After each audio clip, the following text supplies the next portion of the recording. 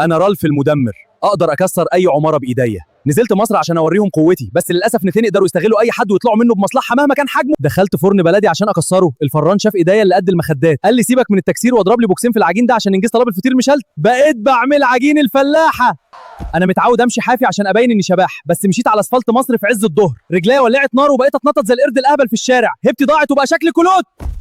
جيت اركب ميكروباص اتحشرت في الباب، نص جوه ونص بره. السواق زعلي وقال لي انزل يا كابتن سديت الهوا، ولو هتركب هتدفع 8 كراسي. طردوني عشان واخد مساحه.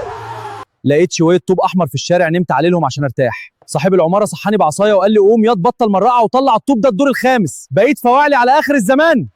انا طول عمري نفسي في ميداليه ذهب عشان ابقى بطل. عيل سيس في الشارع صعبت عليه، اداني عمله ذهب فرحت بيها جدا. جيت اعضها لقيتها شوكولاته، حتى العيال بيشتغلوني. انا عاوز ارجع لعبتي، هناك انا وحش بهد العمارات وليا وضعي، هنا انا شغال فواعلي وبعمل عجين الفلاحه ومطرود من الميكروباص عشان تخين. انا كرامتي اتهدد في مصر يا جدعان.